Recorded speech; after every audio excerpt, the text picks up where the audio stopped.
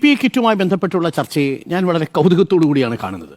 നോക്കൂ, 2020 ജനുവരി മാസം 30-ാം തീയതി എന്തായിരുന്നു നമ്മുടെ നാടിൻ്റെ അവസ്ഥ? ആദ്യമായിട്ടൊരു കേസ് റിപ്പോർട്ട് ചെയ്യുക. മാർച്ച് മാസം 24 ആകുമ്പോഴേക്കും രാജ്യം മുഴുവൻ സമ്പൂർണ്ണ ലോക്ക്ഡൌണിലേക്ക് പോയി. ഒരു കണക്ക് പുറത്തു വന്നിട്ടുണ്ട്. ആ കണക്ക് പ്രകാരം 2020 മാർച്ച് മുതൽ ഓഗസ്റ്റ് വരെ ഇന്ത്യയിൽ IMAയുടെ കണക്ക് പ്രകാരം, സർക്കാരിൻ്റെ കീഴിലെ കണക്കല്ല കേട്ടോ, കേരളത്തിൽ എത്ര ഡോക്ടർമാരാണ് ഈ കോവിഡ് ബാധിച്ച് മരിച്ചത്, ഇന്ത്യയിൽ എത്ര പേരാണ് മരിച്ചത് എന്നതിൻ്റെ ഒരു കണക്കുണ്ട്. 196 ഡോക്ടർമാരാണ് ഇന്ത്യയിൽ വിവിധ സംസ്ഥാനങ്ങളിൽ കോവിഡ് ബാധിച്ച് മരിച്ചത്. വിവിധ സംസ്ഥാനങ്ങളിലെ വിവിധ കണക്കുകൾ നമ്മുടെ മുന്നിലുണ്ട്. ഞാൻ ആ കണക്കുകളൊന്ന് പറയാം. ഈ ചർച്ചയ്ക്ക് മുൻപ് ആ കണക്ക് പ്രേക്ഷകർ അറിഞ്ഞിരിക്കേണ്ടത് ആവശ്യമാണെന്ന് കരുതുന്നു. ഒന്ന്, ഏറ്റവും കൂടുതൽ ആളുകൾ മരിച്ച സംസ്ഥാനങ്ങളിലൊന്ന് തമിഴ്നാടാണ്. 43 ഡോക്ടർമാരാണ് മരിച്ചത്. ഗുജറാത്തിൽ മരിച്ചത് 23 പേര്, മഹാരാഷ്ട്രയിൽ മരിച്ചത് 23 പേര്, ബീഹാറിൽ മരിച്ചത് 19 പേര്, വെസ്റ്റ് ബംഗാളിൽ മരിച്ചത് 16 പേര്, കർണാടകയിൽ മരിച്ചത് 15 പേര്, ഡൽഹിയിൽ മരിച്ചത് 12 പേര്, ഉത്തർപ്രദേശിൽ മരിച്ചത് 11 പേര്. ഡബിൾ ഡിജിറ്റിൽ ഡോക്ടർമാർ മരിച്ച സംസ്ഥാനങ്ങളാണ്. ഈ ലിസ്റ്റ് ഏറ്റവും എടുത്തു നോക്കിയാൽ ജമ്മു കാശ്മീരിൽ ഒരു ഡോക്ടർ മരിച്ചു. ഈ സംസ്ഥാനങ്ങളുടെ ലിസ്റ്റിൽപ്പെടാത്ത ഒരു സംസ്ഥാനമുണ്ട്. ആ സംസ്ഥാനത്തിന്റെ പേരാണ് കേരളം. എന്തുകൊണ്ടായിരിക്കും കേരളത്തിൽ കോവിഡ് ബാധിച്ചൊരു ഡോക്ടർ പോലും മരിക്കാഞ്ഞത്? ഞാൻ മനസ്സിലാക്കുന്നത് PPE കിറ്റ് അടക്കം അതിൻ്റെ അടിസ്ഥാനമായ സൗകര്യം വളരെ പെട്ടെന്ന് തന്നെ ഒരുക്കുന്നതിൽ അന്ന് സർക്കാർ കാണിച്ച ജാഗ്രതയാണ് നമ്മുടെ ആരോഗ്യ പ്രവർത്തകരെ, ഡോക്ടർമാരെയും നഴ്സുമാരും അടക്കമുള്ള ഒരു മെഡിക്കൽ ഫ്രട്ടേണിറ്റിയെ കോവിഡിന് വിട്ടുകൊടുക്കാതെ സംരക്ഷിച്ചതും അവരുടെ സേവനം കേരളത്തിലെ പൊതുജനങ്ങൾക്ക് ലഭ്യമാക്കിയതും. ഇത് CAGക്ക് മനസ്സിലാകാതെ പോകുന്നതാണോ എന്ന് ഞാൻ വിശ്വസിക്കുന്നില്ല.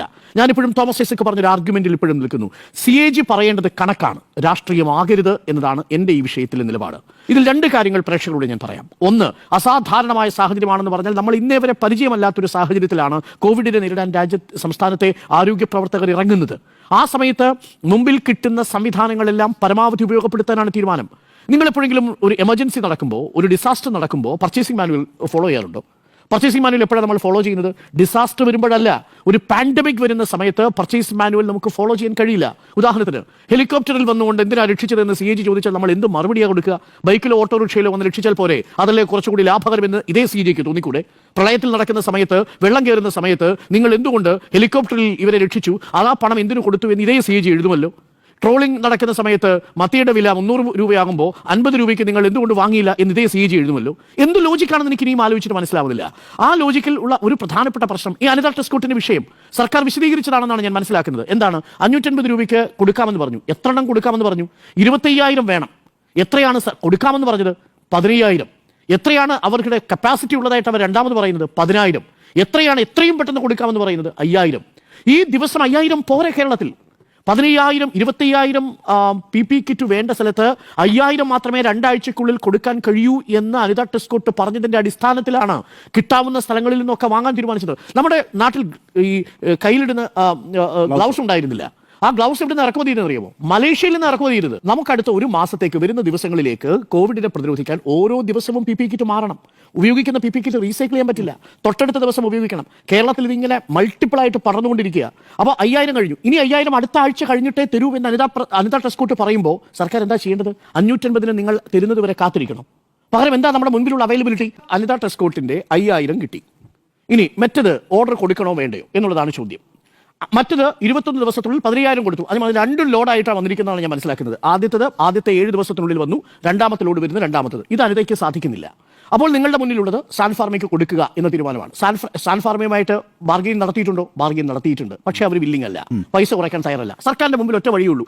ഒന്നുകിൽ അനിത ടെസ്കോട്ട് നിർമ്മിക്കുന്നത് പോലെ, അവരിതിനകത്ത് വലിയ വൈദഗ്ധ്യമുള്ള കമ്പനി അല്ല എന്നാണ് ഞാൻ മനസ്സിലാക്കുന്നത്, അത് പിന്നെ റദ്ദ് ചെയ്യുകയാണ് ചെയ്യുന്നത്. അനിത ഇത്രയും വലിയ വ്യാപകമായിട്ട് നിർമ്മിക്കാനുള്ള ശേഷിയില്ല എന്ന് മനസ്സിലാക്കുന്നു. അവർ കൃത്യസമയത്ത് 5,000 കൊടുക്കാൻ പറ്റുന്നുള്ളൂ എന്ന് പറയുന്നു. 15,000 ഓർഡർ ചെയ്യുന്നു. 10,000 കൊടുക്കാൻ അവർക്ക് പറ്റുന്നില്ല. 5,000 വാങ്ങുന്നു. അതേസമയം തന്നെ സാൻഫാർമ 25,000 കൊട്ടേഷൻ ഏറ്റെടുക്കുന്നു. അതിൽ 15,000 21 ദിവസത്തിനുള്ളിൽ കൊടുക്കാമെന്ന് പറയുന്നു. എന്താ സർക്കാർ ചെയ്യേണ്ടത്? ഈ 5,000 കഴിഞ്ഞതിന് ശേഷം സർക്കാർ വെയിറ്റ് ചെയ്യണോ? That's my question. ഇത് CAGക്ക് മനസ്സിലാവില്ലേ? ഇതാണ് എൻ്റെ മുന്നിലുള്ള ഏക പ്രശ്നം. അതാണ് നിങ്ങളുടെ മുന്നിൽ അവൈലബിൾ ആയിരിക്കുന്ന എല്ലാ സോഴ്സുകളും പൂൾ ചെയ്യുക എന്നുള്ളതാണ് ഏറ്റവും പ്രധാനപ്പെട്ട പ്രശ്നം. ആ പൂൾ ചെയ്യുന്ന ഒരു അടിയന്തര സാഹചര്യത്തിൽ CAGയുടെ റിപ്പോർട്ട് ആ സാഹചര്യത്തെ മനസ്സിലാക്കാതെയാണ് എന്നാണ് ഞാൻ മനസ്സിലാക്കുന്നത്.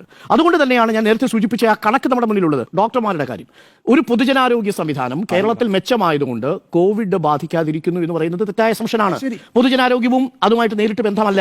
നമുക്ക് എന്താ പാൻഡമിക് എന്നുള്ളത് വരുന്ന സാഹചര്യങ്ങളിൽ അതിനെ ആ സാഹചര്യത്തിൽ ക്രൈസിസ് മാനേജ് ചെയ്യുക എന്നുള്ളതാണ്.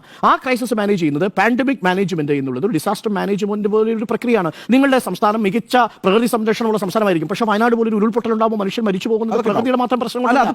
ഡിസാസ്റ്റർ മാനേജ്മെന്റ് അതുപോലെയാണ് പാൻഡമിക്കും. ഒരു പാൻഡമിക്കിന്റെ സാഹചര്യത്തിൽ നിങ്ങൾക്ക് പർച്ചേസിംഗ് മാനുവൽ നോക്കി നിങ്ങൾക്ക് 550 രൂപയിൽ കുറവാണെങ്കിൽ ഇത് വേണ്ട എന്ന് തീരുമാനിക്കേണ്ട സാഹചര്യമല്ലാത്ത സാഹചര്യത്തിൽ ആകെയുള്ള 5,30,000 കിറ്റ് വാങ്ങിയതിൽ 15,000 കിറ്റ് കൂടി വേണ്ടുന്ന സാഹചര്യത്തിൽ അത് 1,550 രൂപയ്ക്ക് വാങ്ങി എന്നുള്ളതാണ് സർക്കാർ ഇപ്പോൾ നൽകിയിരിക്കുന്ന വിശദീകരണം. ആ വിശദീകരണത്തിൽ അസ്വാഭാവികമായി ഞാനൊന്നും കാണുന്നില്ല. അതിന്റെ കാരണം എന്ന് വെച്ച് കഴിഞ്ഞാൽ CAG റിപ്പോർട്ട് ഇതേപോലെ പല ഘട്ടങ്ങളിലും പുറത്തു വന്നിരിക്കുന്നത് ഇതേപോലെയുള്ള അസംബന്ധങ്ങളാണ് പലപ്പോഴും CAG എഴുതി പിടിപ്പിക്കാറ്. അത് രാഷ്ട്രീയമായ സംബന്ധങ്ങളാണെന്ന് കൂടി വിശ്വസിക്കുന്നു. CAG പൊളിറ്റിക്കലായിട്ട് യൂസ് ചെയ്യുന്ന ഒരു സംവിധാനം നമ്മുടെ നാട്ടിലുണ്ട്.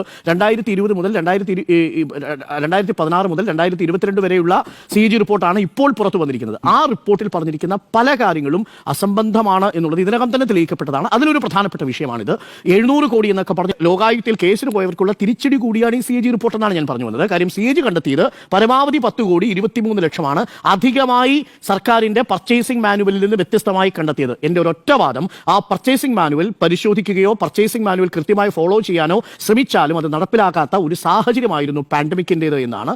ആ സാഹചര്യത്തിലാണ് സർക്കാർ ഇത് വാങ്ങാൻ നിർബന്ധിതമായത് എന്നാണ്. ഒരു ഡോക്ടറെയും മരണത്തിന് വിട്ടുകൊടുക്കാതെ സംരക്ഷിച്ചു പിടിച്ച ആരോഗ്യ മേഖലയെ തള്ളിപ്പറയാൻ ഞാൻ തയ്യാറല്ല.